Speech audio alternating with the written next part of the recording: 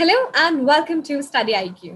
मैं दिव्यांशी श्रीवास्तवा और आज मेरे साथ इस इंटरव्यू सेशन में जुड़े हैं अभिषेक सिंह जी, जिन्होंने यूपी पीसीएस 2020 एग्जामिनेशन को क्लियर किया है और इस एग्जामिनेशन के थ्रू इनको सीडीपीओ में 24th रैंक आई है। बहुत बहुत बधाई अभिषेक जी, कैसी फीलिंग है? इतना प्रेस्टिजियस एग्जामिनेशन आपने क्लियर किया है। पहले तो आपको बहुत बहुत शुक्रिया मैम कि मैं आज ऐसे प्लेटफॉर्म पे अपने एक्सपीरियंसेस को शेयर कर सकूंगा जिसके किसी भी टॉपर्स वीडियो को मैं नहीं छोड़ता था। जहाँ तक रही बात मैम फीलिंग्स की, तो एक प्रिपरेशन फेज में एक फुल ऑफ एंजाइटी होती है। आपको पता नहीं होता मेरा सिलेक्शन कब होगा कब नहीं होगा, बहुत ढेर सारे अप्स एंड डाउन्स देखते हैं। तो अब ये सिलसिला खत्म हो गया, अब आप थोड़ा सा रिलैक्स होते हैं। कुछ यदि आपको आगे प्रिपरेशन नहीं करनी तो आगे प्रिपरेशन करनी होती है, तब भी एक माइंड रिलैक्स होता है कि हाँ, एक पोस्ट तो मिली हुई है, अब मैं थोड़ा और अधिक कॉन्फिडेंस के साथ तैयारी कर सकता हूँ। मुझे लगता है कि निश्चित रूप से हैप्पीनेस क्वोशेंट ही बड़ा होगा मेरा। अभिषेक जी, जैसे आपने कहा कि आप स्टडी आईक्यू पे किसी भी टॉपर्स की वीडियो नहीं मिस करते थे, तो मुझे लगता है आज आपकी वीडियो कोई भी एस्पिरेंट मिस नहीं करेगा।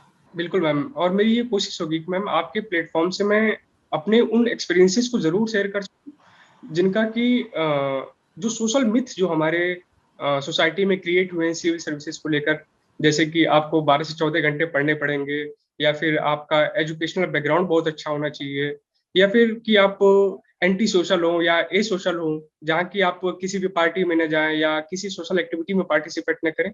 मुझे लगता है कि इन मिथ को मैं तोड़ने का प्रयास करूंगा, और मेरा जो मोटो है मैम वो यही है कि नहीं, मैं जितने भी सिविल सर्विसेज के एस्पिरेंट्स हैं उनको इस बात के लिए मोटिवेट करूं कि इन मिथ से ऊपर आइए और अपने अप्रोच को थोड़ा सा अलग रखिए। क्योंकि मैम जो गाइडेंस का जो मेन सेक्शन होता है, जो बुक्स होती हैं या फिर जो ये already an number of platform है जिनसे कि कोई कैंडिडेट सीख सकता है, कि टॉपर्स वीडियो देख लिया, कोई बुक लिस्ट देख ली किसी वेबसाइट से। तो मुझे लगता है कि जिस सेक्टर पे काम करना चाहिए मुझे, वो ये है जहाँ पर कि सोशल मिथ को हम तोड़े। बिल्कुल अभिषेक, आपने बहुत ही अच्छी सी बात की कि आपको सोशल मिथ तोड़ना है, क्योंकि हमें ऐसा ज्यूम होता है कि it's a very big examination which requires lot of sacrifices, definitely sacrifices required है।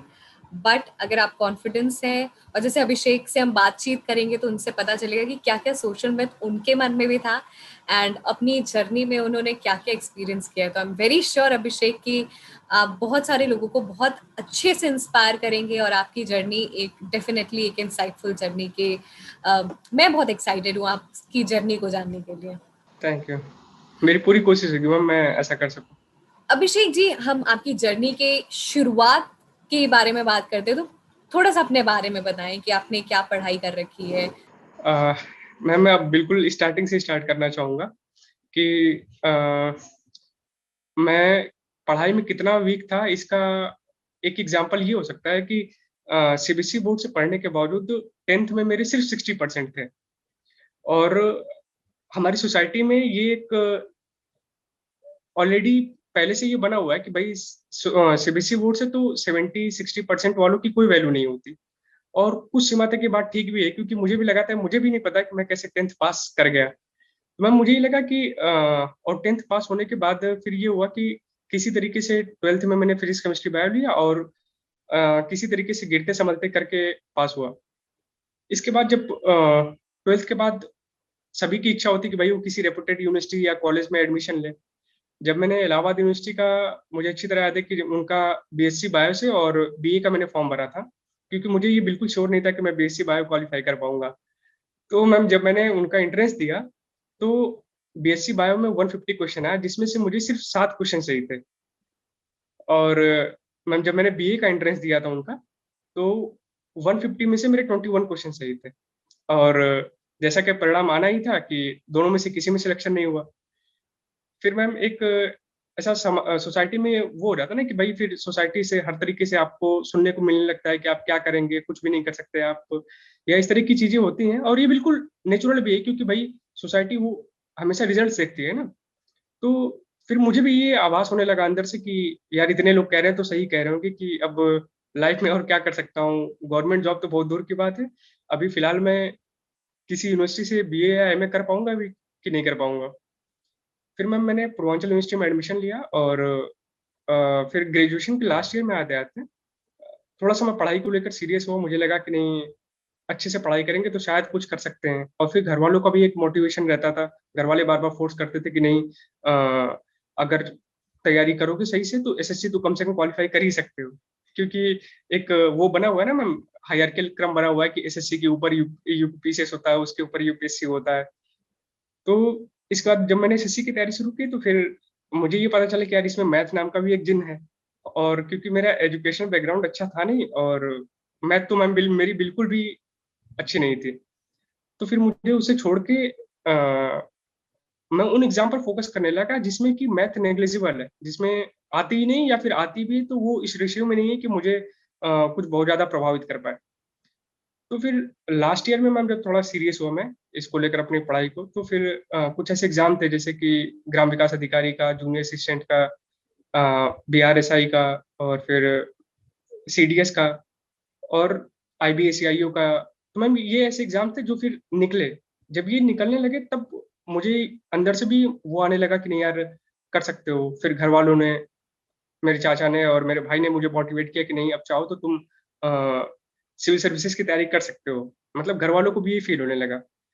मैं मैसेज ये देना चाहता हूँ कि मैम ये जो जिन एग्ज़ाम का मैंने नाम लिया कि मैंने ग्राम विकास अधिकारी या जूनियर असिस्टेंट निकाले, इसके पीछे सिर्फ़ 2 साल की मेहनत थी मेरी, कि मैंने 2 साल जो डेडिकेशन के साथ दिया अपनी तैयारी को, ये सिर्फ़ उसी का परिणाम था। और उसका मेरे एजुकेशनल बैकग्राउंड से बिल्कुल भी लेना-देना नहीं है कि नहीं एजुकेशन बैकग्राउंड मेरा कैसा था। तो मेरा मैम यही मैसेज है कि आप बिल्कुल भी इसकी परवाह ना करें। जिन कैंडिडेट्स का एजुकेशन बैकग्राउंड बहुत अच्छा नहीं है, वो इस बात की बिल्कुल परवाह ना करें कि नहीं वो जीवन में कुछ कर भी सकते हैं या नहीं कर सकते। अभिषेक, मुझे लगता है आप बहुत सारे लोगों को ऑलरेडी आप बहुत इंस्पायर और कर चुके हैं इतने से ही पार्ट में कि आपकी शुरुआत एक बहुत ही ऑर्डिनरी हो सकती है, बट रिजल्ट्स एक्स्ट्रा ऑर्डिनरी आ सकते हैं। और अभिषेक इसके जीते जागते एग्जाम्पल है। किस तरीके से बहुत अच्छी बात और बहुत ही फैक्ट सी बात कही कि अगर आपके सीबीएसई बोर्ड में 65% है तो सोसाइटी आपको कंसिडर करती है कि you are not 100% worth it. But Abhishek, आपने ये प्रूव कर दिया है कि डेफिनेटली हम कभी भी किसी भी स्टेज में अगर हम ठान ले तो वो चीज कर सकते हैं। अभिषेक, आगे बढ़ते और बात करते हैं, जैसे आपने बताया कि ग्रेजुएशन के आप जब फाइनल ईयर में थे तो आप थोड़ा सा सीरियस हो गए और फिर बीच में आपने काफी सारे एग्जामिनेशन क्लियर किया। यूपी बीसीएस की जर्नी कैसे शुरू हुई? कब आपने सोचा कि यस, अब मैं ये भी कर सकता हूँ?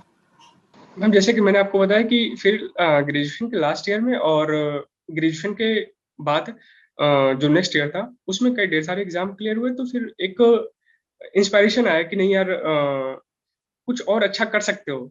अभी एज भी है मेरे पास, और फिर इस तरीके से जब माइंडसेट क्रिएट होने लगा तो एक चाहे अनचाहे रूप में फिर अ, ये देखना शुरू हुआ कि नहीं यार कौन सा टफेस्ट एग्जाम है जिसको क्वालिफाई किया जा सकता है, या जिसके बारे में ऐसा मिथ है कि इसको क्वालिफाई मेरे जैसा लड़का नहीं कर सकता। तो फिर मैंने देखा कि मैम वो यूपीएससी के लिए एक सोसाइटी में बना हुआ है कि नहीं यूपीएससी क्वालिफाई करना अपने आप में एक बहुत बड़ी बात होती है।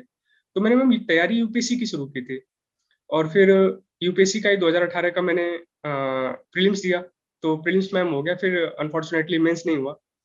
और जब मैंने यूपीएससी का दिया तो मुझे लगा यार मैं यूपी से बिलोंग करता हूँ और मुझे स्टेट पीसीएस को भी देना चाहिए। तो फिर मैंने उसी साल 2018 का यूपी पीसीएस भी दिया, फिर उसमें मेंस में नहीं हुआ मैम।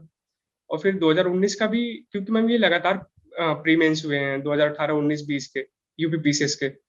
मैम 19 का मैंने प्री दिया, तो मैम प्री हुआ, फिर मेंस नहीं हुआ। और फिर 2020 का मैम लगातार कोशिश जारी रही, और फिर 2020 का मेंस फाइनली क्वालिफाइड हो गया। मैम आपके समक्ष हैं।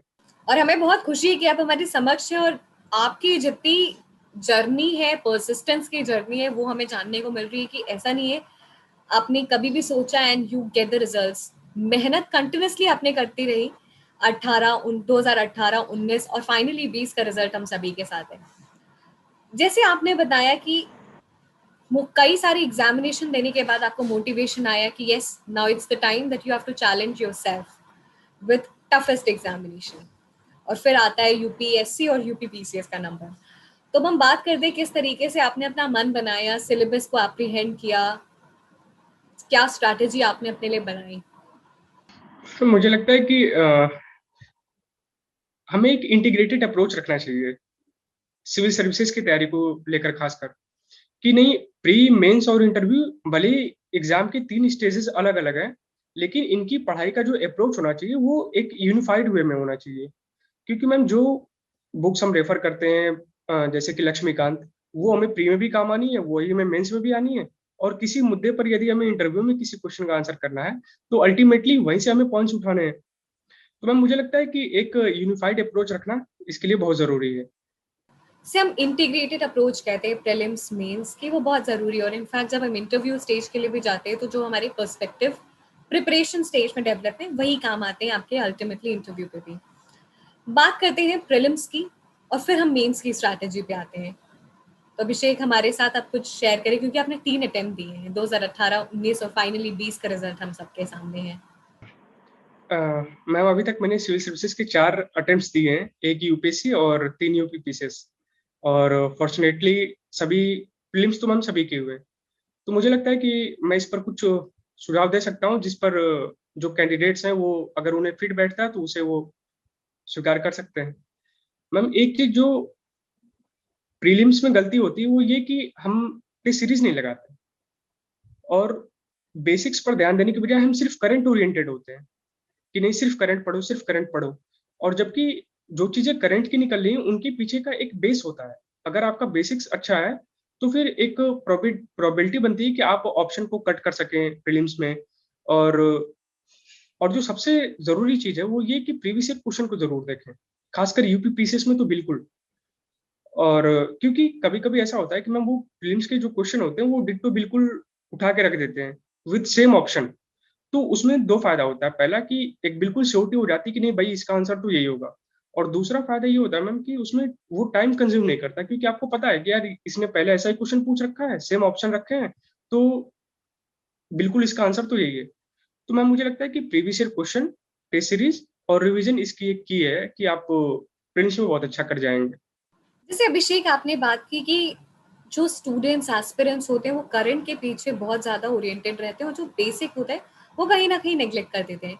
बट एस्पिरेंट्स, मैं ये पॉइंट फिर से एम्फेसिस करना चाहती हूँ कि बेसिक को आप ध्यान दें, तभी आप जो जिसको हम एलिमिनेशन मेथड कहते हैं तभी आप वो मेथड अपना पाएंगे, जैसे अभिषेक ने बताया अभी।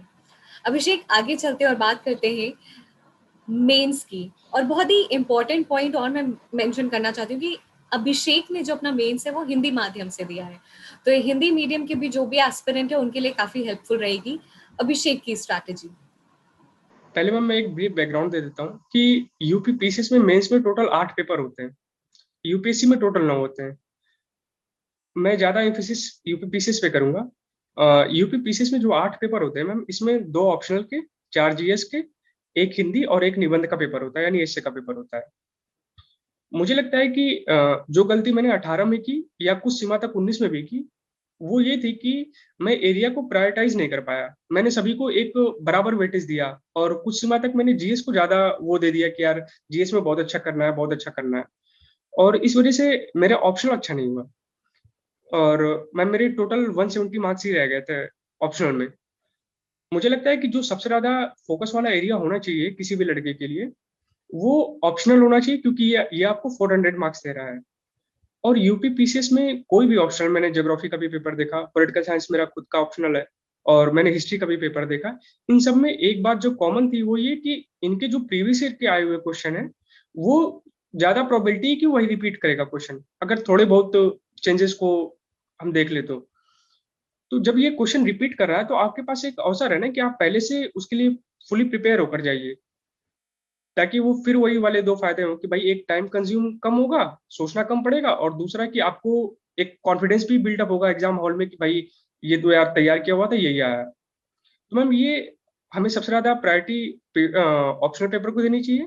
इसके बाद मुझे लगता है कि जीएस में GS4 यानी कि इथिक्स वाले पेपर को देना चाहिए, क्योंकि ये वो सेक्शन है जहां पर कि कुछ लड़कों के 70 मार्क्स भी आए हैं, कुछ के 120, या एक मार्क्स से तो मैंने देखी मैम 158 आए हैं उसके मार्क्स 200 में से। अगर हम ये मान ले कि ये एक एक्सेप्शनल स्कोर है, तब भी 120, 119, 135, ये इतने तक स्कोर मैम नॉर्मल रहे हैं कि अगर लड़के ने बहुत अच्छा लिखा है तो उसे जरूर मिले हैं। हालांकि मेरे इतने मार्क्स थे नहीं 18 में। तो मैम मुझे लगता है कि ऑप्शनल के बाद जो सबसे ज्यादा प्रायोरिटी वाला एरिया होना चाहिए वो हमारा GS4 होना चाहिए।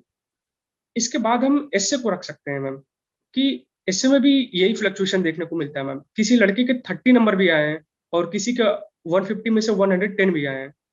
और मेरे मैम स्कोर जो है वो एवरेज था 2018 की 18 में 19 नंबर था। और 2020 का भी स्कोर आया नहीं मैम, तो इसके बारे में बता नहीं सकते मैम। मुझे लगता है कि एसए का जो एसए में बेहतर परफॉर्मेंस करने का तरीका है वो सिर्फ और सिर्फ प्रैक्टिस है। आप हर मुद्दे को लेकर जो एक बर्निंग इशू होता है, जैसे कि क्लाइमेट चेंज, वुमेन एम्पावरमेंट, या फिर ऐसे ढेर सारे इशू जो आपको लगते हैं कि नहीं यार ये एग्जाम में पूछे जा सकते हैं, उनको लेकर कुछ कोर्स तैयार कर लीजिए। और एक इंट्रोडक्शन, एक कंक्लूजन के लिए, और फिर एक बेहतर फ्लो, फ्लावरी लैंग्वेज का यूज करिए और एक बेहतर फ्लो बनाए रखिए पूरे एसए में। तो मुझे लगता है कि मैम एसए में जरूर अच्छे नंबर मिलेंगे। और इसके बाद हम हिंदी को रख सकते हैं। जहां तक रही बात मैम जीएस 1, 2 और 3 की, वो मुझे लगता है कि उसमें नंबर में बहुत ज्यादा फ्लक्चुएशन नहीं होगा। उसमें सभी को आसपास ही नंबर मिलते हैं, किसी को 80, किसी को 85, किसी को 75, या किसी को 90, 95, ऐसे ही नंबर मिलते हैं। तो मुझे लगता है कि इसे नेग्लेक्ट करने की जरूरत नहीं है, लेकिन ज्यादा प्रायोरिटी देने की जरूरत है ऑप्शनल को और GS4 और एसए को। अभिषेक, ये आपकी स्ट्रैटेजी का बहुत ही की पॉइंट है कि हम किस तरीके से अपने मेंस में पेपर्स को प्रायोरिटाइज कर सकते हैं, क्योंकि अल्टीमेटली हमें अपना स्कोर चाहिए, और जिस तरीके से हम जिस सब्जेक्ट में इन्हांसमेंट है स्कोर की, जहां पे भी स्पेस है, उसको जरूर फोकस करना है। और अभिषेक की ये स्ट्रैटेजी वाकई काम की है इनके लिए, और मुझे लगता है बहुत सारे लोगों के लिए भी ये काम करेगी। अभिषेक, हम थोड़ा सा बढ़ते हैं आगे और बात करते हैं अलग अलग सेक्शंस की, किस तरीके से आपने तैयारी की। मैम हम एक एक करके उठाते हैं। जैसे कि अगर हम एसए की बात करें तो एसए के बारे में मैंने आपको बताया कि जो भी बर्निंग इश्यूज हैं उनसे रिलेटेड कुछ कोट्स प्रिपेयर कर लीजिए। और कोट्स के बाद आप सिर्फ उनको प्रिपेयर करने तक सीमित मत रहिए, उनको आप यूज करिए, आप उनकी प्रैक्टिस करिए। जैसे कि एग्रीकल्चर वाला इशू है, या फिर इस इसरो का हुआ, या स्पेस टेक्नोलॉजी का हुआ, उनसे रिलेटेड आपने जो भी इंट्रोडक्शन बनाने की कोशिश की है, या आप उनको ऑन पेपर प्रैक्टिस करिए कि हाँ भाई ये इंट्रोडक्शन हो गया और यहाँ से क्वेश्चन की डिमांड शुरू हो रही है, फिर बीच बीच में ये इस तरीके के वर्ड मुझे यूज करने हैं, इस तरीके की मोटिवेशनल लाइन हुई यूज करनी है, और इसके बाद मुझे अपने आंसर को ऐसे कंक्लूड करना है एक पॉजिटिव वे में, जो कि एक काफी दूरदर्शी सोच दिखाता हो कि नहीं हम कुछ ऐसे वर्ड्स का यूज करें जैसे 21वीं सदी, 22वीं सदी, या मतलब जो ये दिखाता हो कि ये लड़का काफी दूरदर्शी सोच रखता है। मैम इस तरीके से मुझे लगता है कि एक पॉजिटिव अप्रोच के साथ अगर हम खत्म करें तो इससे में अच्छे मार्क्स जरूर मिलेंगे। जहां तक रही बात मैम हिंदी की, हिंदी के पेपर में ma'am previous year question again काफी मेजर रोल प्ले करता है कि उनके जैसे 150 क्वेश्चन में से 70 नंबर ग्रामेटिकल पोर्शन के होते हैं, और 80 मार्क्स जो होते हैं मैम वो थ्योरेटिकल पोर्शन के होते हैं, जिसमें गद्यांश आता है, पत्र लेखन आता है। तो ये मैम गद्यांश तो मैम वहां पर एक नया होता है जो उसी समय आपको सॉल्व करना होता है। और जो ये आता है मैम ग्रामेटिकल पोर्शन आता है, जिसमें कि विलोम या फिर वाक्यांश के लिए एक शब्द यानी वन वर्ड, इस तरीके के जो आते हैं ये मैम ज्यादातर रिपीटेड होते हैं। तो एग्जाम हॉल में अपीयर होने से पहले ये इंश्योर कर लेना चाहिए कि हम इसे जरूर देख कर जाए प्रीवियस ईयर को, हिंदी के। और उसे एक एज मिलना बिल्कुल नेचुरल है मैम, कि एज मिलेगा ही मिलेगा अगर आपने थोड़ा बहुत और एफर्ट लगाया उसके साथ साथ तो। और मैम अगर 1, 2 और 3, 4 की बात करें तो GS1 की बात करें तो इसमें मैम जो सोसाइटी होती है, इंडियन सोसाइटी, ज्योग्राफी, हिस्ट्री, तो मैम इनके लिए एक जो मुझे लगता है कि इन नंबर ऑफ सोर्सेज अवेलेबल है मैम टॉपर्स वीडियोस के, जिन्होंने कि इसके सोर्सेज पे बात की है कि जैसे ज्योग्राफी के लिए हमें 11th 12th के एनसीईआरटी फॉलो करनी चाहिए, हिस्ट्री के लिए हमें मॉडर्न हिस्ट्री में ज्यादा फोकस करना चाहिए, और उसके लिए जो बुक है रेफर की जाती है वो स्पेक्ट्रम है। और मैम मुझे लगता है कि art and culture Nitin Singhania से कर सकते हैं। और सोसाइटी के जो क्वेश्चन आते हैं मैम वो बर्निंग इश्यूज ही होते हैं कि कोई मॉब लिंचिंग का इशू हुआ, या वुमेन एम्पावरमेंट हुआ, ग्लोबलाइजेशन का क्या इम्पैक्ट हुआ सोसाइटी पे, इस तरीके के इश्यूज आते हैं। तो मैम मुझे लगता है कि वहां से करंट अफेयर से कुछ किया जा सकता है उसे। और ma'am again GS2, ma'am GS2 और 3, अगेन GS2 और 3 काफी करंट ओरिएंटेड होता है, तो अगर आपने करंट सही से पढ़ा है तो GS2 और 3 में भी अच्छा परफॉर्मेंस करने की संभावना रहेगी मैम। अभिषेक, आपका हिंदी माध्यम था, तो आप कुछ स्पेसिफिक पॉइंट्स मेंशन करना चाहते हैं जो एस्पिरेंट्स हिंदी माध्यम से रहते हैं। बिल्कुल मैम। मुझे लगता है कि एक प्रॉब्लम जो हम हमेशा फेस करते हैं वो ये है कि लैक ऑफ मटेरियल की, कि इंग्लिश मीडियम में बहुत ढेर सारे मटेरियल अवेलेबल है इंटरनेट पे। जो भी आपको मटेरियल मिलेगा उसमें ज्यादातर इंग्लिश में ही मिलेंगे, या फिर जो मार्केट में अच्छी अच्छी बुक्स हैं अच्छे इंस्टीट्यूशन की, वो भी ऑलरेडी इंग्लिश में है। मुझे ऐसा लगता है कि मैम हमें जो हमारा ये अप्रोच है कि नहीं बिल्कुल हिंदी सेंट्रिक होना है, कि नहीं मैं हिंदी के अलावा किसी अन्य मटेरियल को रिफर करूंगा ही नहीं, चाहे मेरा सिलेक्शन हो या ना हो, या फिर हम दिन भर उसे क्रिटिसाइज करते रहें। हमें इससे थोड़ा सा बाहर आना चाहिए और कोशिश करनी चाहिए कि नहीं यार, जो मटेरियल बेस्ड है अगर उसमें से हम कुछ ले पा रहे हैं तो जरूर लें। तो मैं मुझे लगता है कि हमें इस अप्रोच को छोड़कर इस पर ध्यान देना चाहिए कि नहीं कौन सा हमें सबसे अच्छा मटेरियल मिल पा रहा है। अभिषेक, हम थोड़ा सा आपसे ऑप्शनल के बारे में बात करना चाहेंगे, क्योंकि ऑप्शनल का मेंस में काफ़ी ज़्यादा वेटेज होता है, 400 नंबर का होता है। तो किस तरीके से आपका political science and international relations आपका ऑप्शनल था? थोड़ा सा बताएं किस तरीके से आपने तैयारी की। मैम पॉलिटिकल साइंस में सभी ऑप्शनल की तरह दो पेपर होते हैं, पेपर 1 पेपर 2। और मैम ये पेपर 1 में इनके दो पार्ट्स होते हैं, पेपर पार्ट 1 और पार्ट बी, यानी section A section B. Section A में मैम ये थिंकर्स आते हैं, थ्योरीज आती हैं, और सेक्शन बी में इंडियन गवर्नमेंट एंड पॉलिटिक्स। तो मैम मेरा जो ऑप्शनल इस ऑप्शनल को चूज करने का रीजन था वो ये था कि मैंने पीजीबीसी से किया हुआ था, और जैसा कि मैंने बताया कि जब ग्रेजुएशन लास्ट ईयर में मैंने सही से सीरियस होकर तैयारी शुरू की थी, तब मेरा रुझान इस सब्जेक्ट की तरफ काफी ज्यादा हुआ था। और मुझे अच्छी तरह याद है कि जब मैंने फंडामेंटल राइट का चैप्टर पढ़ा था, तब मैं इतना शॉक हो गया था कि यार इतने बढ़िया बढ़िया राइट हमें मिले हैं, और मुझे तो ये आज तक नहीं पता थे। तो मैं कोशिश ये करता था कि जो पढ़े उसे खुद से कनेक्ट करने की कोशिश करें, ताकि फिर वो मगअप करने की समस्या कुछ सीमा तक कम हो जाए। जहां तक रही बात मैम पेपर 1 के कंटेंट को लेकर, मैम मुझे लगता है कि मार्केट में अच्छे नोट्स पड़े हुए हैं और अच्छी बुक्स हैं इंटरनेशनल रिलेशन को लेकर, जो कि आपके पेपर 1 और पेपर 2 में काफी हेल्प करेंगी। एक चीज जिसका ध्यान रखा जाना चाहिए कि वो ये कि आप उन बुक से या जो भी आपने कोचिंग मटेरियल के नोट्स लिए हैं, उनसे आप अपने खुद के नोट्स जरूर बनाएं। क्योंकि जब आप एग्जाम हॉल में जाना है आपको, तो फिर लास्ट टाइम में रिवाइज करने के लिए आप बुक नहीं उठा सकते। आपको अल्टीमेटली अपने पेपर पर भरोसा करना पड़ेगा। और कोशिश ये होनी चाहिए कि आपके पेपर इतने अधिक सिंक्रोनाइज्ड वे में हो कि आपको जो पेपर 1 और पेपर 2 के बीच में गैप मिल रहा है, आप उसमें भी पेपर 2 को रिवाइज कर सकें। तो मैम मुझे लगता है कि आप अगर ये एक ही कंटेंट को बार बार रिवाइज करेंगे, तो एक तो ये कि आप उसे भी लिख सकते हैं, और फिर वो अगर माइंड में आपके ऑलरेडी बना हुआ है तो आप उसके डायमेंशन खोल के अपने आंसर को अधिक इलेबोरेट भी कर सकते हैं। तो अगर कोई ऐसा क्वेश्चन आता है कि डायरेक्टली आप उसका आंसर नहीं कर पा रहे, तो भी आप उसके डायमेंशन से उसको टच जरूर कर सकेंगे। अभिषेक, आपने 3 बार मेंस दिया हुआ है। एक तो जो स्ट्रैटेजी आपने बताई कि किस तरीके से प्रायोरिटाइज करना है पेपर्स को, उसके अलावा क्या क्या डिफरेंसेस आपको लगता है स्टूडेंट्स को इनकलकेट करना चाहिए आपके एक्सपीरियंस से? अ, सबसे पहले मैं ये कहना चाहूंगा मैम कि कुछ ऐसे पॉइंट्स या कुछ ऐसे सेक्शन जरूर होते हैं जो हम बार बार भूलते हैं, जो हमें याद नहीं रहते।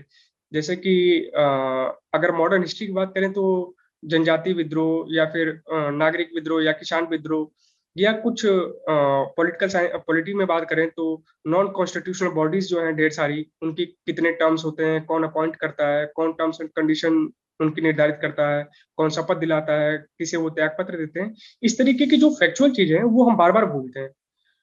तो मेरा सुझाव ये रहेगा मैम कि हम इसे A4 साइज पर नोट डाउन कर लें, और हम उन्हें बार बार देखें।